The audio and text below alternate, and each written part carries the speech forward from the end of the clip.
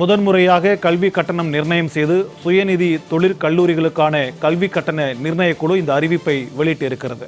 இது தொடர்பான கூடுதல் விவரங்களுடன் நம்முடன் இணைகிறார் செய்தியாளர் ஜெயலானி. வணக்கம் ஜெயலானி, தொடர்பான விரிவான தகவல். வணக்கம். பிஎஸ்சி பிஃபார்ம் உள்ளிட்ட படிப்புகளுக்கான கட்டண நிர்ணயத்தை தற்போது தமிழக அரசு வெளியிட்டிருக்கிறது. தமிழ்நாட்டில் உள்ள தனியார் மருத்துவக் கல்லூரிகளில் வழங்கப்படும் பிஎஸ்சி பிஃபார்ம் பிபிடி டிப்ளமோ மற்றும் அலைடு ஹெல்த் சயின்ஸ் படிப்புகளுக்காக முதல் முறையாக கல்வி கட்டணம் நிர்ணயம் செய்து சுயநீதி தொழில் கல்வி நிறுவனங்களுக்கான அந்த கல்வி கட்டண நிர்ணய குழு அறிவிப்பு என்பது வெளியிட்டிருக்கிறது. குறிப்பாக மாணவர்களுக்காக பயிற்சி காலத்திற்கு கட்டணம் வசூல் செய்யக்கூடாது எனவும் நிர்ணயம் செய்யப்பட்டுள்ள கட்டணம் மட்டுமே வசூலிக்க வேண்டும் என்பதாகவும் அடுத்த 3 ஆண்டுகளுக்கு இந்த உத்தரவு என்பது பொருந்தும் என்பதாகவும் அந்த உத்தரவுல சுட்டிக்காட்டியிருக்கிறார்கள்.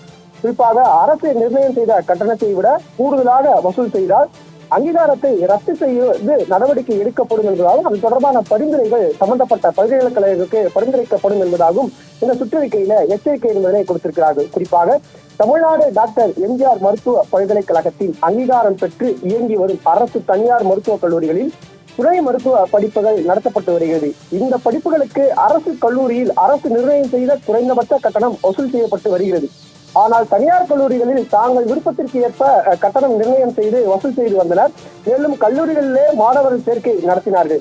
இந்த நிலையில சுயநீதி தொழில் கல்லூரிகளுக்கான அந்த கட்டண நிர்ணய குழு தலைவர் கோவிந்தராஜ் தலைமையிலான குழுவினர் கல்லூரிகளிலிருந்து வரவு செலவு உள்ளிட்ட கணக்குகளை பெற்று ஆய்வு செய்து அதன் அடிப்படையில 2026-27 கல்வியாண்டு முதல் 2028-29 கல்வியாண்டு வரையிலும் ஆகிய 3 ஆண்டுகளுக்கு கல்வி கட்டணம் நிர்ணயம் செய்தும் கல்வி கட்டணம், மாணவர் சேர்க்கை கட்டணம், சிறப்பு கட்டணம், நூலகம், கம்ப்யூட்டர், இன்டர்நெட் கட்டணம், விளையாட்டு கட்டணம், பராமரிப்பு கட்டணம் உள்ளிட்ட அனைத்து வகையான கட்டணங்களையும் நிர்ணயம் செய்து தற்போது உத்தரவு என்பதனை பிறப்பித்திருக்கிறார்கள்.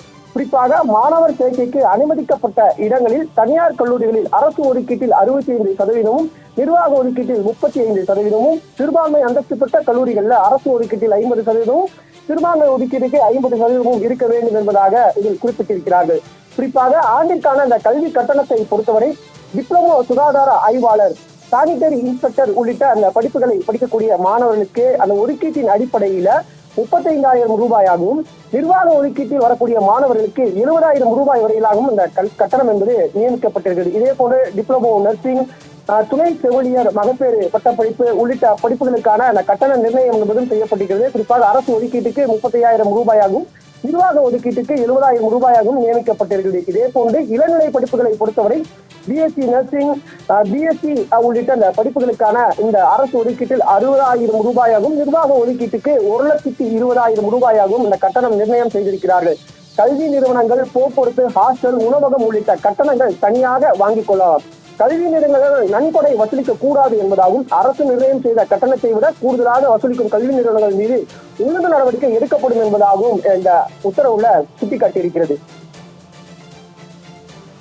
உங்களுடைய விரிவான தகவல்களுக்கு நன்றி ஜெயலானி.